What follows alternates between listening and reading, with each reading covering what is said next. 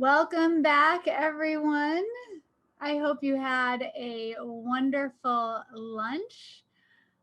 Christina, do you want to say anything to welcome our afternoon participants? Yeah, it's been a great morning. We've had over 130 people, I think, in the first session, 120 something in the second one. Great participation in the two sessions. So I'm really looking forward to this afternoon. Oh, fantastic. Thank you All so right. much. Yes, yes. Great to be here. I hope you had a lovely lunch. And just, I realize that there's some of us who have been with us the entire day, and then others of us that had other obligations this morning and are just joining us now.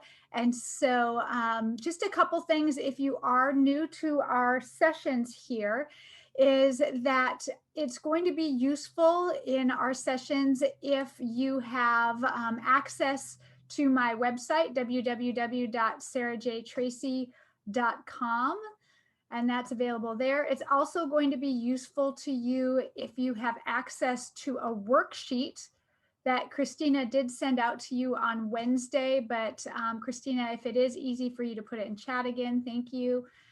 And also, you are invited to participate in what is our quickly growing collective question and answer document.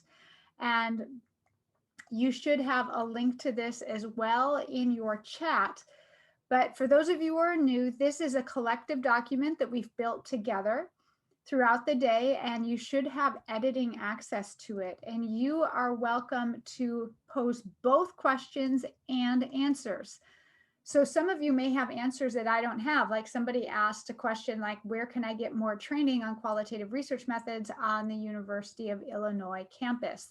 And all of you, there may be people on the call this afternoon that teach particular courses in qualitative research methods, and that you can share that in the place where somebody asked that question. Um, Also, throughout, feel free to add to the answers that are in there. Having different answers to the same questions and even disagreements about the answer is fine, and to be expected, and shows the complexity of research methods. And Christina, as we've gone through them and addressed them, have been highlighting them with orange. So you can kind of see some of the questions that came up in our first sessions, and then where we're going in our next sessions. So every once in a while, I will refer back to this Q&A document, but it's there for you to take a look at, add to however you see fit. You are also invited to share the discipline of where you're coming from today. So are you from the School of Communication? Are you from a School of Nursing, from education? Because oftentimes people feel quite alone in qualitative research methods. And is there anything I need to do on my side, again, in order to help facilitate the renaming, or do most people have access to doing that on their own? I'll take a look in chat and see if there's anything I need to be thinking about. All right. Okay, so you can take a look. You can see, for instance, that Christina is from political science and Yali's from behavioral science, and so on. And so you can see that you're not alone, that there are people across the university that are doing qualitative research methods. And then finally, you are invited to show up today how you are, and this afternoon how you are. If you feel comfortable to have your camera on, fantastic. I know I'm a better workshop provider where I can see some of the facial expressions and questions and so on. Not that I can see all your faces at once, but it is welcome to have that on. And I also realize that people, for whatever reason, don't want their camera on, and that is fine as well. So however you are interested to show up today, you are welcome. So all right, with that, let us get into our third session for the afternoon. So our session today, this afternoon, is going to be claim making and theory building in qualitative research. And we are taking a bit of a leap in terms of the complexity of what I'm talking about this afternoon, and especially in this third session, compared to what we spoke about this morning. So there might have been some of you who are advanced qualitative methodologists yourself that this morning, it was a bit of a review. There were things, like, oh gosh, yeah, this is coding 101. I understand this. And really came to this workshop so that you could get some more advanced analysis and interpretation techniques.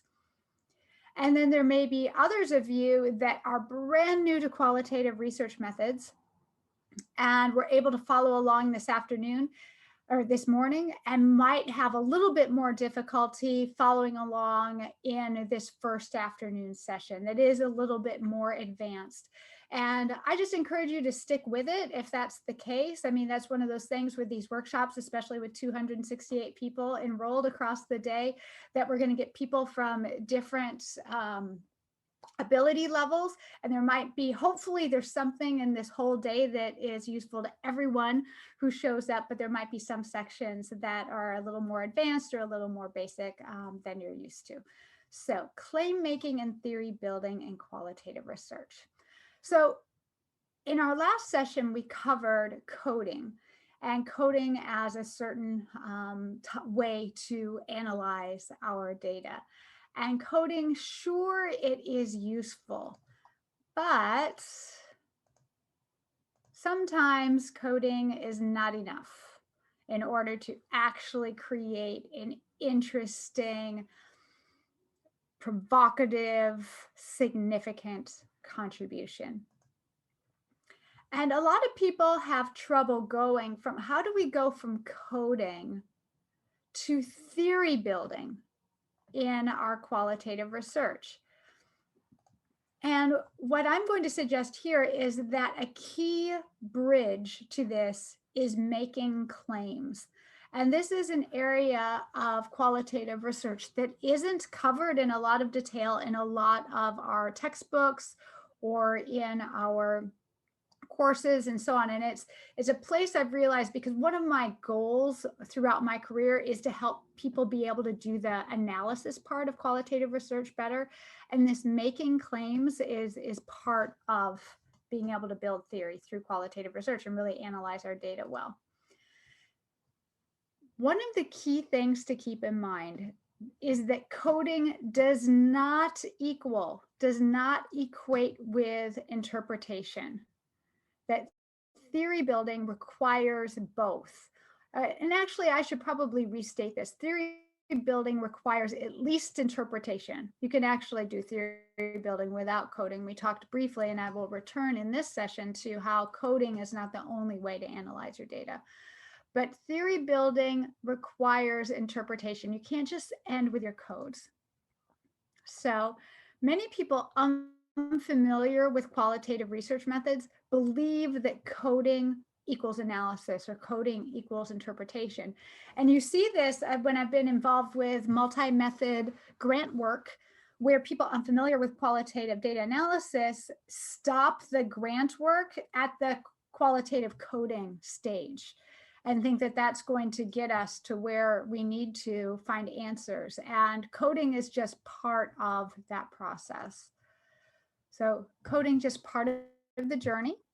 So if you think, here we are on our journey to make sense of our qualitative data. And claim making and theory building requires interpretation. And both of these things are creative analytic skills. Right? They require creativity. And one of the main ways to do this is to ask this question: why is this code or category? Remember, I said earlier that people sometimes use these words interchangeably. Why is this code or category interesting or important given my larger research questions and concerns? And then to make a claim in regard to that. And a claim is a statement of truth. So an example for those of you who have been with us for the entire day, you might remember how we practiced doing this second level, more analytical coding on my sample of data. And we saw people put codes in there like, oh, this male executive is making work-life organizational policy personal, right? So policy is personal. That would be an example of a claim, right? Okay, so the session that we're going to be going through the next hour and 15 minutes now, this is what we're going to touch on is claim making. And then I'm going to talk through a different case study that's going to allow us to see claim making in action. Then using that case study in particular, going through a number of different synthesis and heuristic activities. And then at the end, I'm going to overview some advanced analysis strategies, right? So this is where we're going. Okay, so going back to this sample of data, and you might even go back to the chat. For those of you who did not log off at lunch, you have access to our chat from the entire morning. But if you did log off, you probably don't have access to that anymore. But what claim could you make from the following data? And when I say claim, it's just like as a statement of what's happening there that then could, with more data collection or further analysis, could be proven true or false. And sometimes you have to really just get out there and kind of make a hypothesis, an educated guess. So I'll give you a second to read that. It's the same data that we worked through before. And please make a claim on your own before sharing it in chat. And I'll let you know when to share what you've come up with in chat. A claim could start with the words, this data suggests that ... Right. So one of the most immediate things you see here are the many variations of the types of claims that one could come up with, that it does take some creative analytic work, and that we're all coming from different spaces. And so those claims are going to be different. And you can also see how this moves beyond a code or category and all of a sudden create something that might be heuristic and helpful and could be further tested or studied in future research. And that's one of the key things that we want to do in most social scientific research studies, is create something that somebody else in the future, another scholar, can grab onto and either build from, extend, critique, etc. But it does take some courage in order to make the claim. You've got to put yourself out there and say, this is what I'm seeing. This is what's happening in the data, and then really make sure that you have evidence then to connect to it. So really good work on that. Before going any further, I just want to open it up. Is there any other quick questions or anything else that you are seeing in the data or in the your colleagues' claims here that you wanted to suggest, or what struck you from reading your colleagues' claims?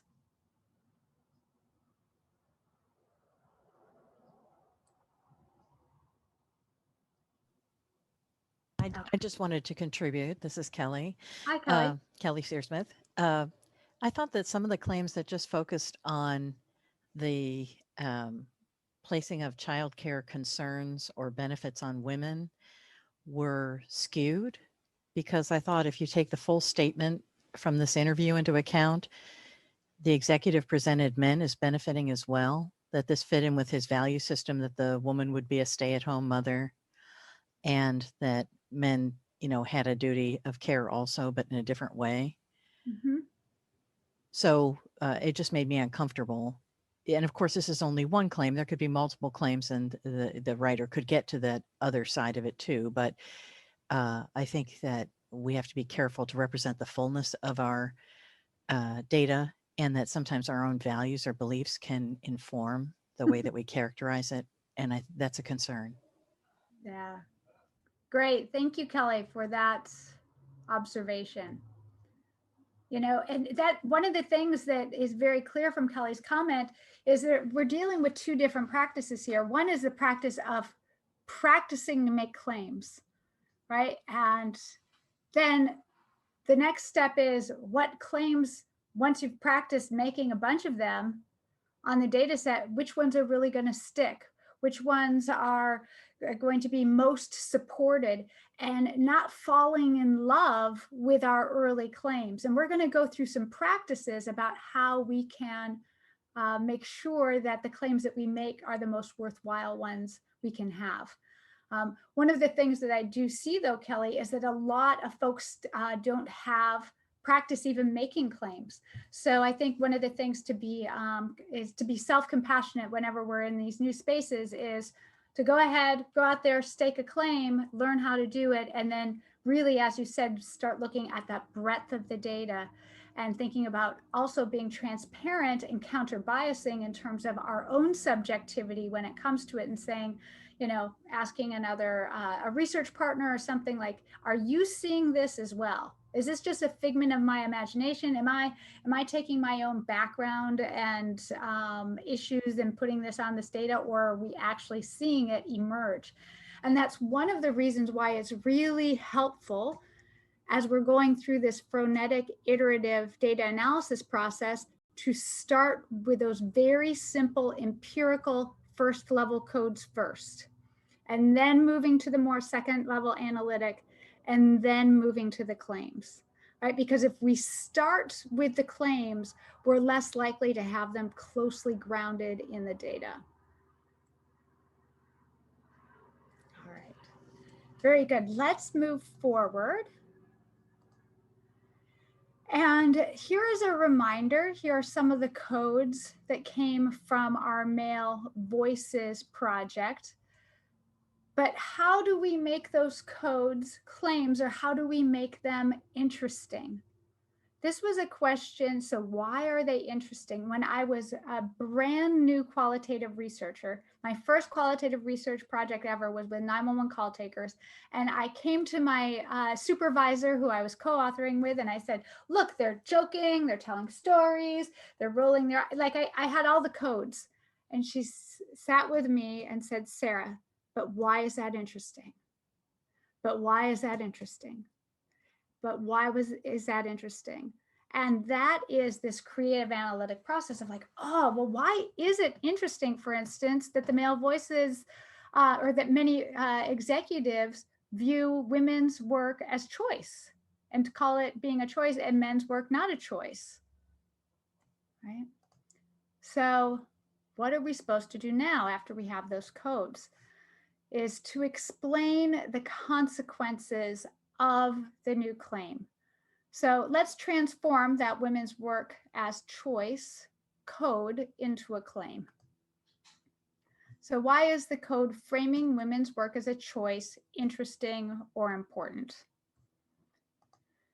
So lay the code against past research or data. So this is one of the things we did. We had to go and do some research and find out that, you know, indeed, most women who work in the US do so to earn an income and to economically survive. So we went out of our data set to find this answer, like to have statistics and so on that says, you know, why it is that women work. And so then we had to extrapolate the code implications. So this is how we did so. When women's work is framed as optional, work-life practices are also optional, quote unquote optional. And then responsibility for work-life harmony is relegated to individuals. It's no longer the organization's fault. If women's work is a choice, then we as an organization can do work-life balance as a choice. So if you have an issue with it, then you deal with it. Right? So we had to tease out all of that other part in order to really show why that code of women's work being framed as a choice was important. And this extrapolated claim, not the code, is the qualitative end goal or prize. So I showed you on the former slide, like the code is part of the journey, but the prize is this extrapolation of the code implications. So like telling the reader exactly why the code is interesting or important is where the juice is in terms of theoretical significance. Okay, so we've talked a little bit about the difference between coding and claim making. And we're going to get into some specific strategies, techniques to help you turn your codes into claims, and just some heuristic theory building activities. But before we do that, I want to introduce you to another case study. So this case study is entitled Compassion in the Face of Terror. The citation is available there. It's also available linked to your worksheet. And some of you may have read it already. Let's see if I can get my blinker off of this. Let's see. Sometimes it won't advance. Let's see if I can do that. There we go. Okay. So this case study started with a problem. And as a reminder, a frenetic iterative approach oftentimes starts with a problem or a dilemma. And that is, when we wrote this, we were really, really interested in the problem in the United States, 1982 to 2011. Mass shootings occurred every 200 days on average. And since late 2011, mass shootings have occurred at triple that rate, every 64 days on average. So we were looking at this problem of gun violence. And then we came across a rare piece of data. And some of you might remember this case, that 20-year-old Michael Brandon Hill entered McNair Learning Academy, packing nearly 500 bullets weighed down by extra magazines, an AK-47 type rifle, and a committed resignation that he was going to die that day. He was going to have suicide by police. And it was a Sandy Hook massacre in the making, and a toxic mixture of a troubled young man, a long history of mental imbalance, and enough ammunition to shoot up more than half the student body. But he was met as he went in by Antoinette Tuff, who's a front desk clerk at the school. And over the course of about 40 minutes, she talked him out of his shootout plans. She kept him nearby her. She did not leave his side. She spoke with him. She engaged in compassionate responses with him. And why this is rare is because it was recorded, the entire thing, their conversation, via a 911 call. And so for a communication qualitative scholar like myself, who also does discourse analysis, this is golden. I'm interested in compassion as well. And we were able to see how compassion unfolded in a space where the participant was not asking for compassion. And that's another thing. In most situations, in most research that is about compassion, it's about situations where people have sought out the compassion, or at least they're not violent. We have very few pieces of research, or hardly any, where the person is violent and isn't asking for compassion, but we're still able to study it. And as one might imagine, compassion might be most important in a situation where the person isn't necessarily asking for compassion. So first of all, one of the things in order to do theory building is to think about what your data is a case of. Now, this is particularly important if you are actually engaged in case study analysis. But even if you aren't doing case study analysis, if you want to have research that resonates and builds theory, something to ask is, what do I have a case of here? And casing is choosing a specific case or identifying how the findings from a case of interest link to larger theoretical concerns. Because here, this study that Tim Huffman and I had was based off a single conversation. And so for us to get this published in one of our high impact communication monographs journals, we had to make a case for this is interesting, not just because of doing thick description of this one conversation, but what does this tell us about? So how can this case link to larger theoretical concerns? So many of you as qualitative research might have a specific empirical case, right? But that can abstract up into a topical focus and then into a larger abstraction. So in our case of this study, this is how we abstracted up. We had a would-be school shooter interaction, right? How many people is that case going to be interesting to? Some, but we wanted to abstract up.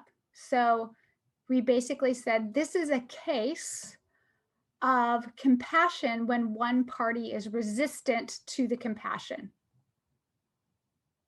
Right? And we had to make that connection in our introduction to the article and say, we have very little data on what compassion looks like when one party is dangerous or resistant. This provides a rare look of how compassion unfolds in that situation. So all of a sudden, whether or not you're interested in school shooters or not, if you're interested in doing compassion, even when somebody else is resistant or angry, this case abstracts up to that more general issue. And then we can also just abstract up to compassion in general, because this is the audience we want to hook in terms of the article. We didn't want to just have it be applicable to people interested in school shooting interactions. So you might ask yourself, what is it that you have a case of? What do you have a case of? And spend a few minutes brainstorming that for yourself.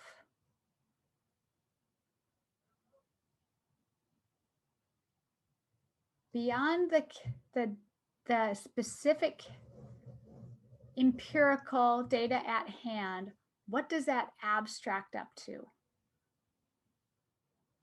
And oftentimes you can't figure this out until you're kind of through the analysis. So if you're feeling stuck here, that's fine as well. You know, when I've done, research in the past, I've oftentimes don't start thinking like, what is this a case of? I get interested in because it's a bright, shiny object like this case, and I study it, and then I'm like, oh, besides just being an interesting conversation of itself, what does it have implications for? So for instance, when I did research with correctional officers, I was able to say correctional officers are a type of standards keeper. So my research is not only applicable to correctional officers, but to any standards keeper, like an IRS agent, or, in the olden days, we used to have meter maids, right? People who have to keep a certain standard. Right, so my findings were applicable to those groups as well, but I had to draw those dots, not expect that the reader would do so themselves. So making some hunches in response to the following question: what seems important when communicating compassion when the recipient is resistant? So our initial analysis suggested the importance of, in violent situations, it was important that, so this is how we made that claim, and how we were able to make some claims is first we made some hunches in response to this question. Right? And early on our analysis, it suggested that in violent situations, it's important that the person giving compassion, like Antoinette Tuff, shows deference and buys time. And in fact, she did that. She basically gave Michael Hill some space and called him sir. a lot, so gave him a lot of deference. She also stayed nearby him. So she could have run away, but instead she said, I'm going to stay with you wherever you go. You know, I'll go out with you. She also mirrored his language. And by mirroring, I meant that when he said something, she repeated him, often using the exact same words, tone of voice, and so on. All right. And we were able to make the claim later on that this is a way of mental entrainment that allows us to do empathy and recognize suffering. We also found that co-creating hope was really important for giving compassion to somebody who is resistant and upset. If somebody is resigned that they're going to die, then they're not going to accept compassion. So if you want to give compassion to someone who is dying, it seems important that you co-create a hopeful future. And that's something that she did in this conversation with Michael. Again, the physical proximity, staying by him, next to him in his space. And we feel like, and this is something that may seem no duh, but it had been ignored in the earlier compassion literature, that by just being physically proximal, we're able to do more of this mirroring. And also the other person feels closer to us, so they're more likely to accept the compassion. And it also seemed important that the person giving the compassion, Antoinette in this case, show mutual vulnerability and also disclose their own issues, right? That created some identification with the resistant person, Michael Hill, the school shooter, so that he would accept compassion. So these hunches were moving us closer to building theory in regard to compassion. So a question emerges, what were the practices that helped us move the raw data to the claims that built theory? So I've given you a bit of a case study, and we're going to go into some synthesis and heuristic activities that are going to help show how we were able to move there. Before I move any further, are there any particular questions just about this case or anything that is unclear about this case study that you feel like it's important for me to articulate before going forward?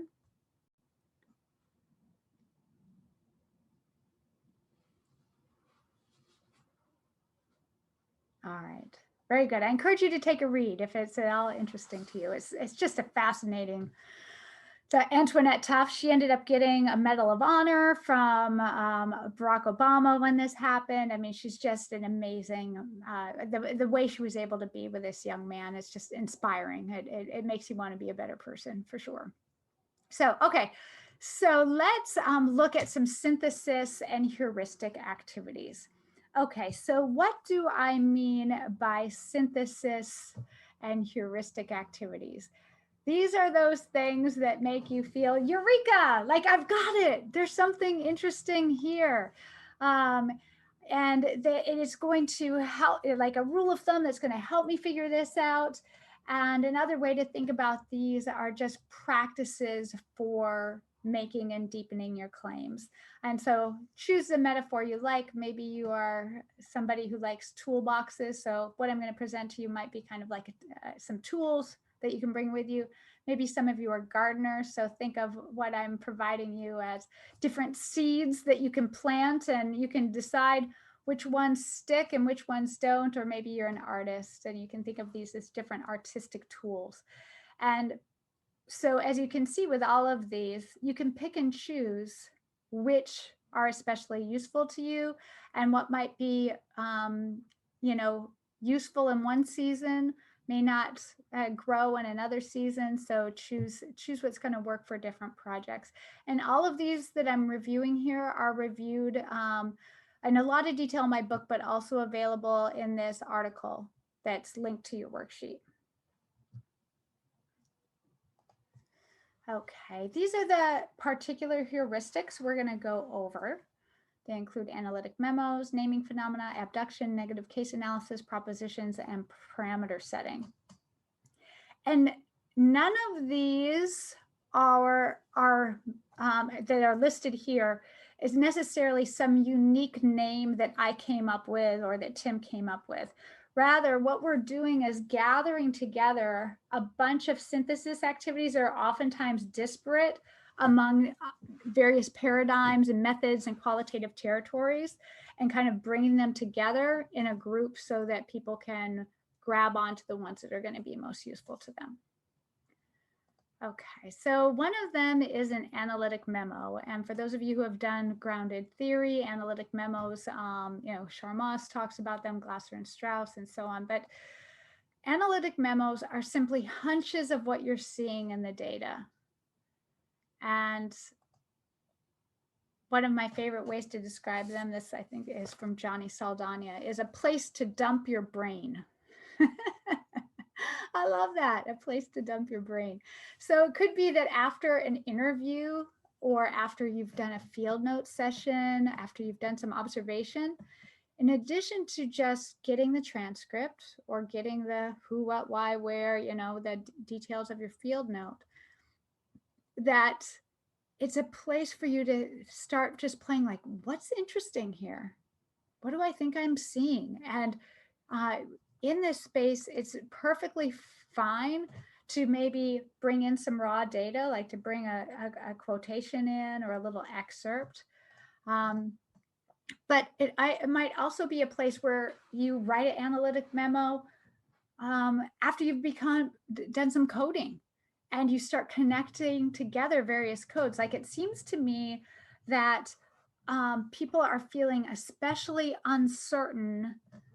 Going back to, I mentioned that a team of us are doing a COVID study right now. So we have this code of uncertainty. This seems especially true for people who believe that COVID is like a reptile. We asked them if COVID was an animal, what animal it would be, and then starting to kind of put that together. Like, why would that make sense? Well, reptiles maybe are a little unpredictable. We're not used to seeing them. They dart different places. It makes sense that mental model might connect with that sort of metaphorical framing of the disease and so on. So you might start just playing.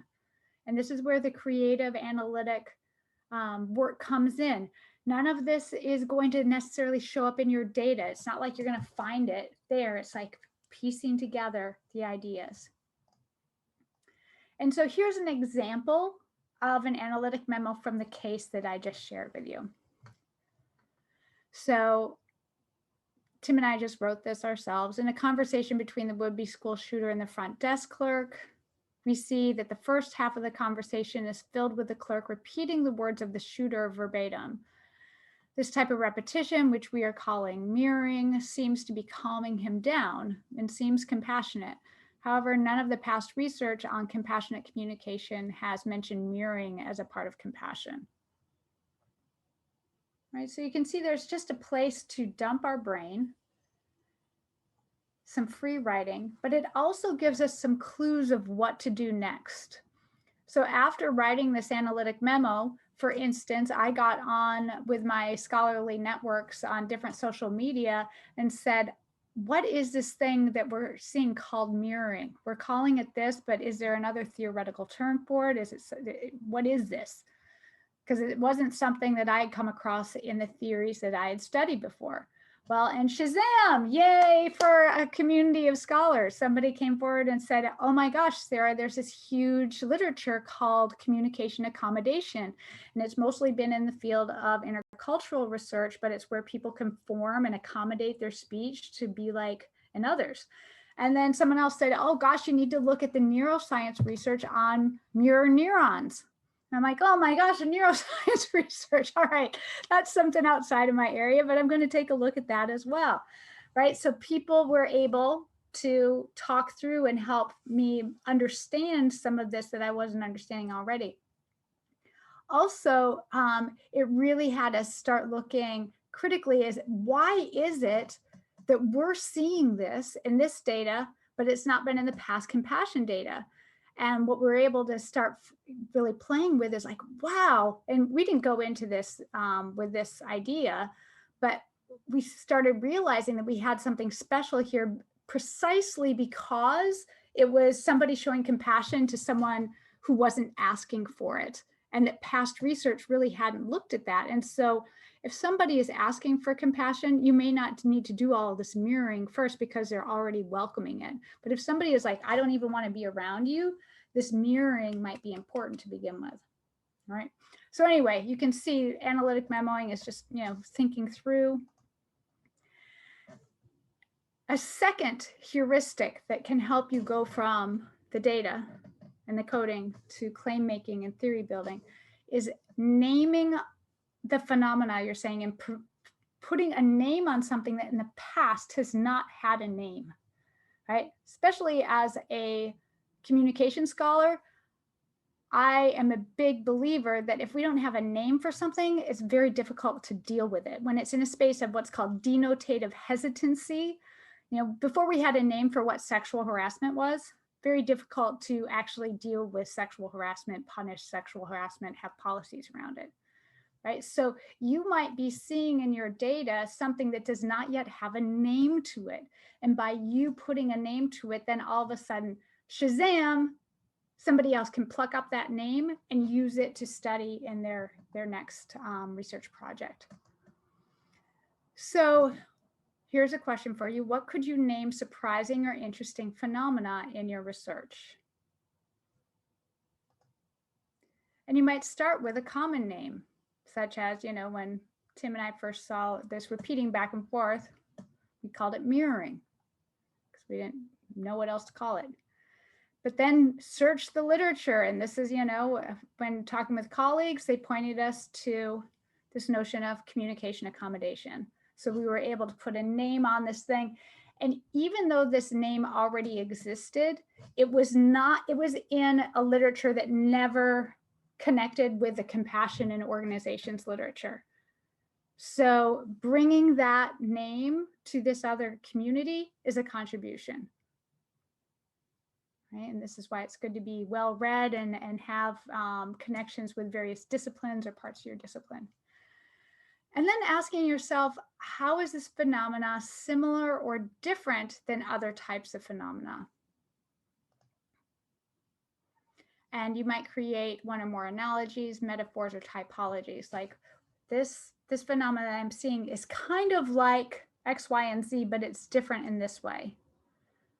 Right? And it's helpful when you're building a conversation for your readers to see like, oh gosh, here's this new name and this is how it is different or adds on to past literature.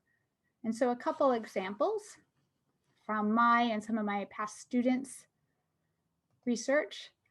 A colleague and I came up with the notion of the crystallized self.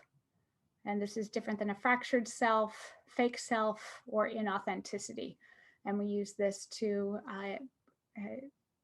refer to how ourselves, how identities have multiple facets to them. And since that time, since we came up with that term, other people have been able to use that term, crystallized self. And if you're interested in that concept, you can do a search for crystallized self on my website. Other people are able to use that term to describe things in the future. Double-faced emotional labor. That was the major theoretical implication of my first qualitative study ever with 911 call takers, was that we said that emotional labor is not just done by 911 call takers to manage their own emotion, but also done to manage the emotion of the person calling in. And you can see this is a very incremental theoretical implication because the whole field of emotional labor already existed. We just added a little addition to it, that emotional labor can also have this double face, right? And one of the things that I think it's easy to get overwhelmed with, especially as brand new students in qualitative research, is thinking that we have to have these huge theoretical implications. But the thing is that science unfolds quite incrementally, and just even having a little bit of an increase of how we understand a certain concept can be worthwhile. Aversive sexism. That was a term that we coined in our male voices study with the male executives. The first case study that we covered this morning. We had heard of aversive racism, and that's when people are racist even when they're not trying to. And we basically claimed that many of the male executives, by privatizing work-life policy, were engaging in aversive sexism. And so again, this is something like that came in the conclusions, implications, part of our study, and other people then were able to pluck it out and use it in their future research. Emotional taxes.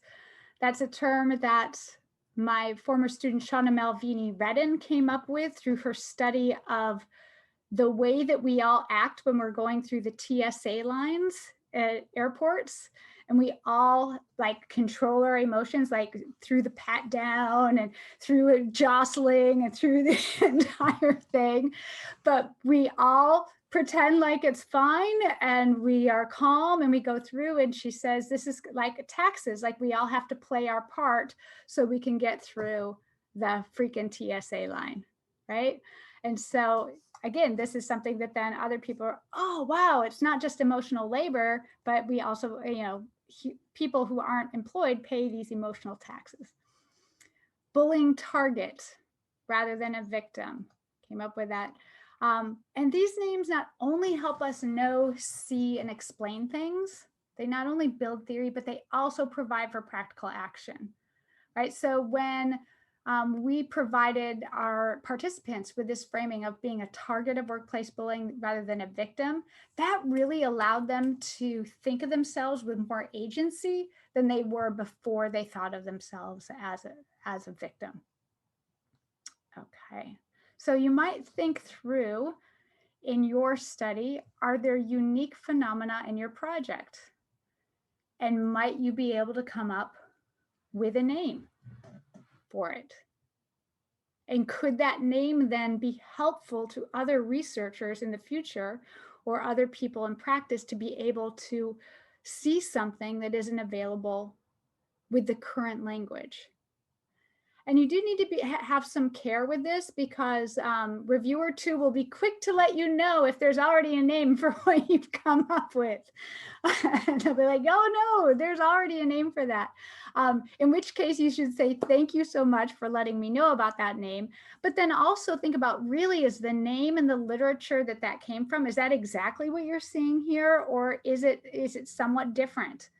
And if so, just to explain, like bring up and say in your paper, gosh, in the past, we've had this term communication accommodation, but what we're seeing here is a little bit slightly different. And I think that, it really better captures X, Y, or Z. Or in other cases, you say, oh gosh, I guess I don't have a brand new name. There's already a literature on this. I'm going to go back to that and use that. Right? And this is why it's really helpful when you're coming up with these names or thinking that you're seeing a new phenomena, that you talk to a lot of people, share it.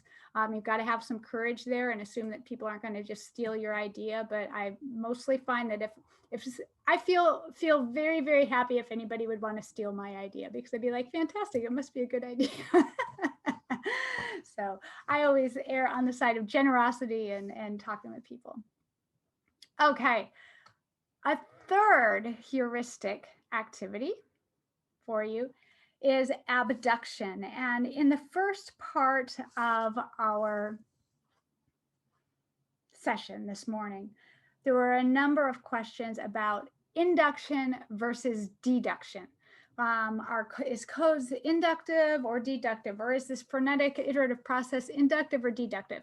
Well, it really is abductive, meaning iterative, back and forth, making hypotheses and then looking at the data. And abduction as a heuristic also can be very useful for theory building. So the steps of abduction is first to state or identify a surprising fact from the data. So what is surprising? And that's something for you to really go through as you're marinating your data. What is interesting? What is surprising here? And then secondly, to conjecture a claim that accounts for the surprising fact. And third, to articulate how the claim explains the fact. All right, so funny example. I'm going to state a surprising fact from the data. And the surprising fact is that the pig is flying. That's surprising. Oh my gosh, a pig is flying. That seems odd. Now, I'm sharing my fellow Midwestern roots with you. I grew up in Wisconsin, so I have been to lots of state fairs and seen things kind of like this. And so there's a surprising fact. Conjecture a claim that accounts for the surprising fact. Well, the pig is not actually flying. The pig is just in a pig's race. And if we just look a little bit closer, we will see that. Okay, so there's a little funny example. I know that all of us are missing our state fairs this fall. I just had some memories come up on that. For the future. Okay, so let's go to a more scholarly example of abduction. And so going back to our case study here of a surprising fact in the data. And in the case study I just shared with you, our one surprising fact was the school bookkeeper keeps repeating the school shooter's words, and this seems to help him feel cared for. Now, this is only surprising because we had studied all the past compassion literature and we had never seen that, right? So that's why it was surprising. It was surprising in relation to the other compassion literature that had never been said before. And then conjecture a claim that if it were true, the surprising fact would be matter of course. So here's our conjectured claim. Mirroring and repeating another's speech is a type of compassion. Right? And you can see there that we're having to have courage to stake a claim, to say something that we're not exactly sure about, but we're going to make a claim and then play with it from there. And this is where I see a lot of people stuck, is that they won't conjecture that claim because they just keep coding instead. And then to try to articulate how the claim would actually lead to the surprising fact. And if it does, there's reason to suspect that it is true. So here we are trying to articulate, maybe because past research has only focused on compassion with those who ask for help, that research has missed the important role of mirroring when communicating compassion for someone who is violent or resistant. So this part requires some analytic creativity and logic. And then looking for other support. So Tim and I talked with each other and we said, let's do some research on mirror neurons and communication accommodation and see whether it supports the idea that mirroring might build compassion. Okay. So you might go back with the article that I provided you and go through this process for your own study. Finding the surprising fact, conjecturing a claim, articulating how the claim would actually lead to the surprising fact, and looking for other support. Okay, on to our next heuristic. Our next heuristic is negative case analysis. Again, this should be pretty familiar to those of you who have done grounded case study or use the constant comparative method. And negative case analysis, how it might unfold looks like this. So first of all, to clearly state your claim. And then ask yourself, well, what evidence disproves my claim? And should I throw it out, or can I nuance it or tighten it? And so here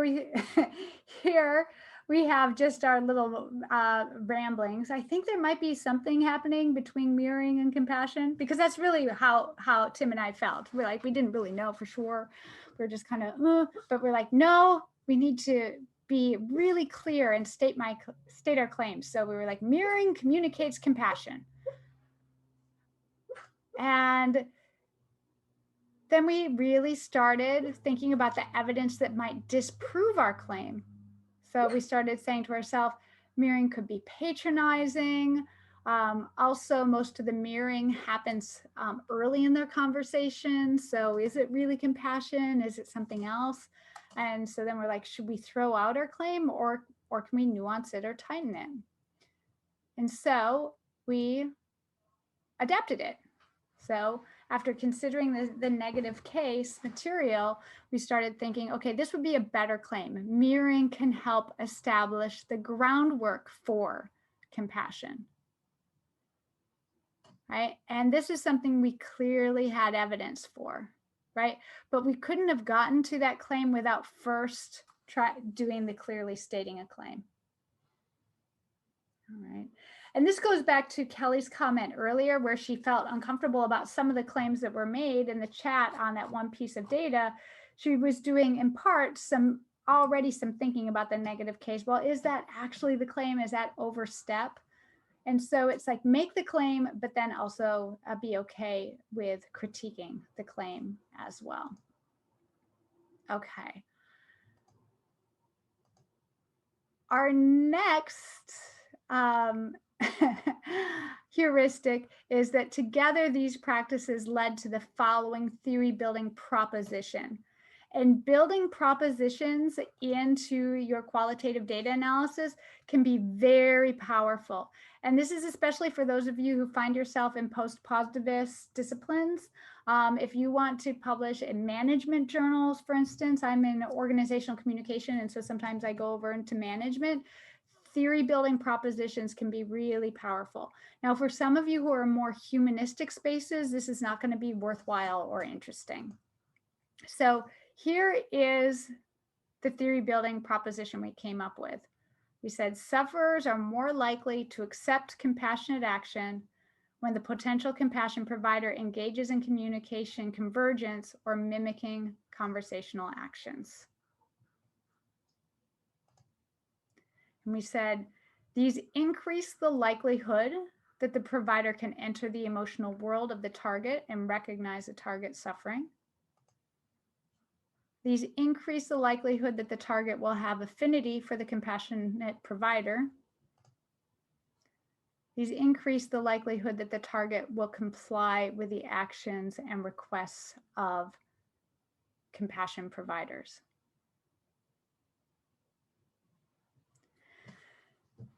And you see here, this is a proposition. It's not a conclusion. We can't make this conclusion definitively on a N of 1 on a single case, but we can say, oh my gosh, there's so much rare data on giving compassion to people who are suffering. What does this case suggest? What would it propose? And you can see here, there's nothing about school shooters in this proposition. There's nothing about the specific case at hand. It's abstracted up.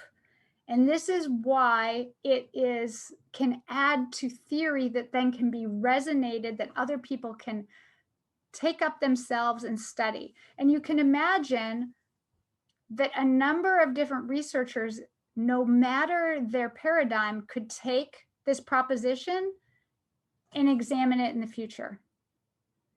They could examine it in an experiment. They could do interviews with a completely different group of people. And they may indeed find that it's wrong. And that's fine as well, right? Because the thing is, there's very little data with people who are resistant to compassion getting it. But the idea is to provide something, if we want to have theoretical resonance, at the end of our article that somebody else can pluck up and use in their studies in the future. Right. Okay. And one note I would say, I resisted writing propositions like this for much of my career. And when I first wrote the draft of this one, what I really wanted to do was write it as a normative statement. I wanted to write it as sufferers should engage in these communication activities. But the thing is that makes them less resonant in terms of spurring future research, right? And that also the normative implication is still implied, even though it's not there. All right. It took me a lot of good reviewers to help me see that. I didn't think they were good at the time. I thought they were overly critical. Okay, it's also important to set parameters around the claim to make it precise. And so parameter setting is this idea of setting limits or borders around the claim. And it helps your inductive findings have larger theoretical significance. So it's like, okay, help the reader know how your claim might connect to other things. So consider another one of our propositions from this same piece.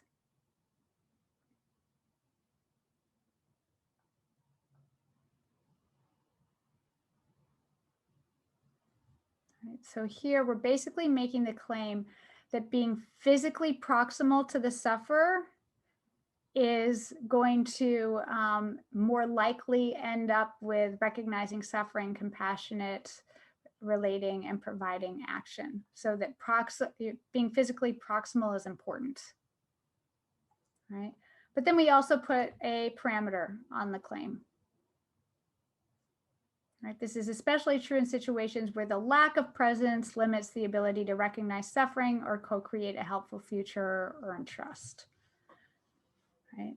And so this claim is going to be especially important in those situations.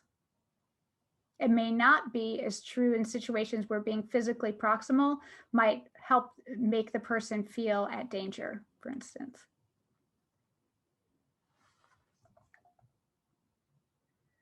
All right, we have just gone through a ton of different synthesis activities. Whoosh! This is heavy brain matter stuff, especially right after lunch. And so I'm so glad to see you still with me. And I'm thank you so much for those of you who are willing to have your cameras on. And I see some nodding, and I also see like, wow, this is a lot. So that's going to help you move from coding to theory building. The other thing, and we're not going to go through all of this because we're going to get to some questions and answers here soon, is you can move toward advanced analysis. And we could do a whole other workshop on any single advanced analysis technique, but let's at least highlight some options that are available to you. And all of these are available and overviewed in my chapter 10 of this book, and have a lot more resources, because you could read entire books or take entire classes on any one of these analytic strategies.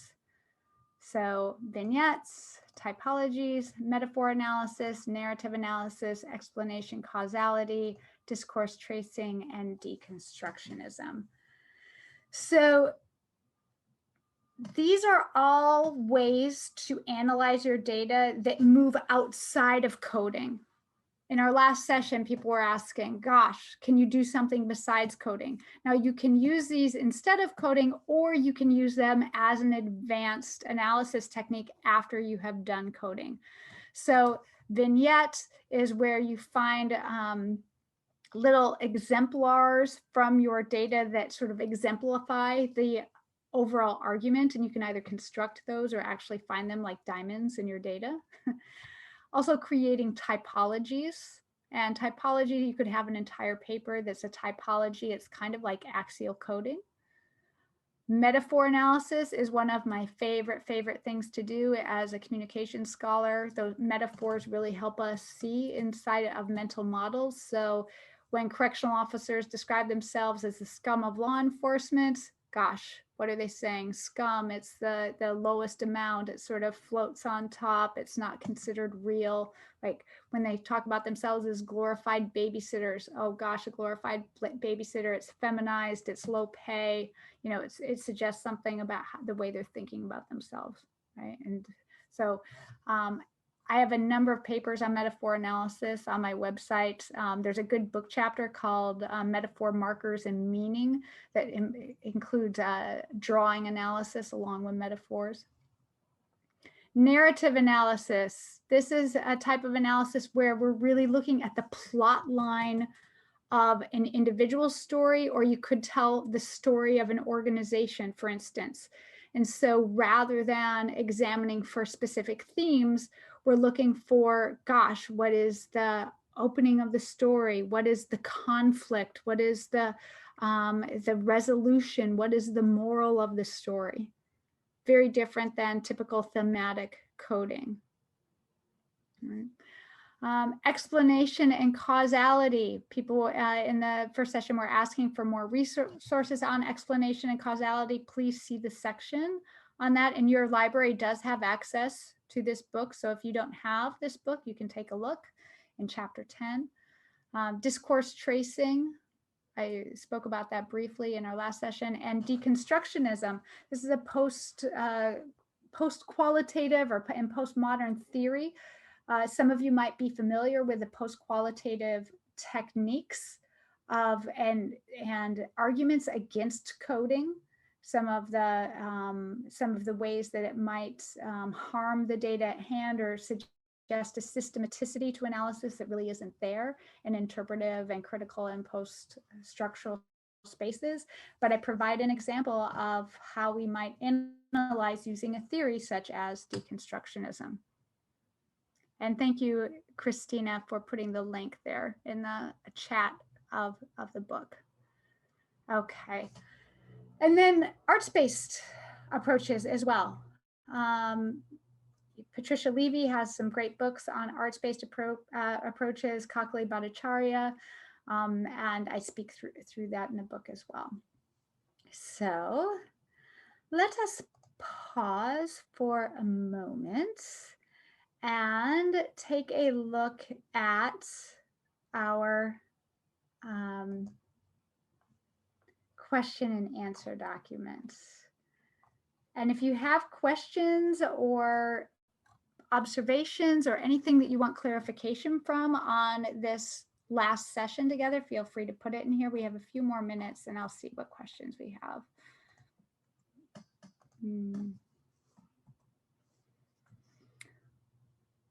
I will make sure to consider this for our next session. We're going to be talking through writing in our next session. So I will consider, it's not specifically on grant writing, what I have prepared, but I'll try to make sure I answer that.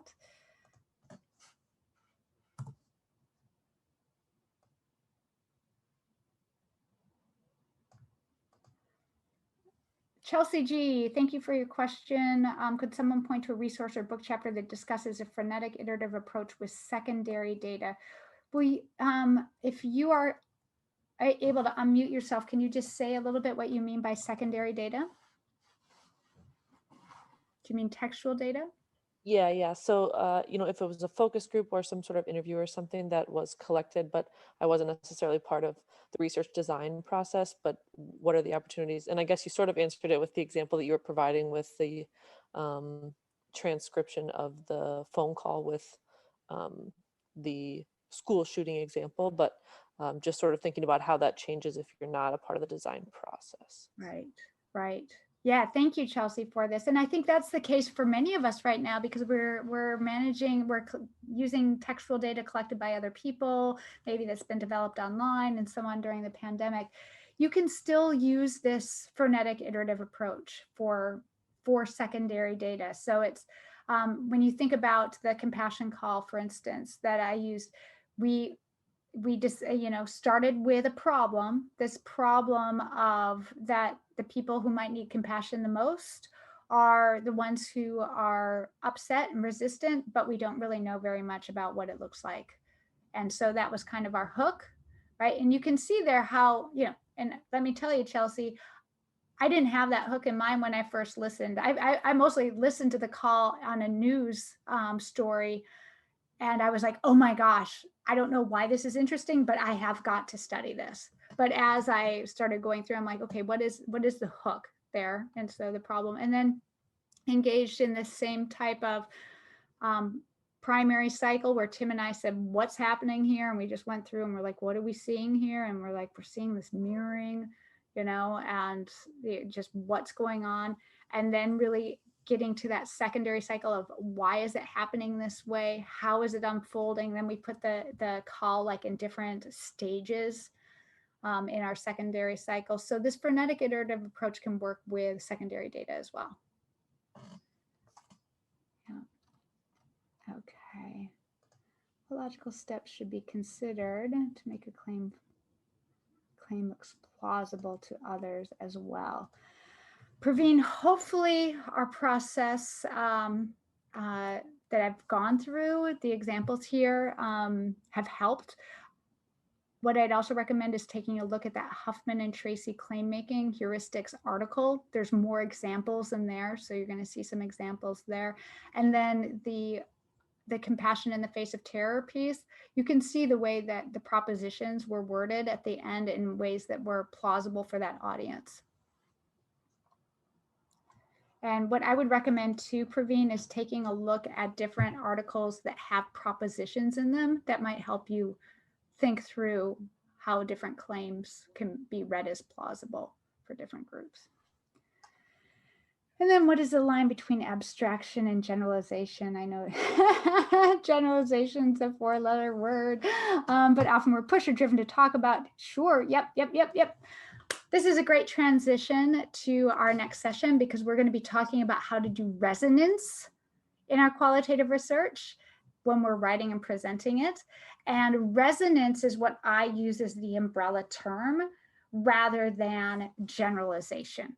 And so we'll get into that a bit. And also for the person who wrote this, definitely take a look at my Big Tent article on qualitative quality and look for the part on resonance.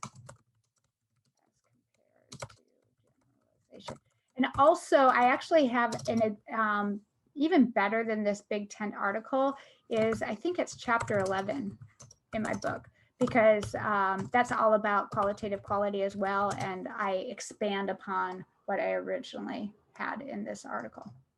So, okay, we're going to pause there because we are over time. We are into our break. I hope that I haven't overwhelmed you so much that you're not going to come back for our last session. Go get a cup of coffee and we'll see you in 15 minutes. And Christina, I'll stay on in case there's anything that you need to share with me.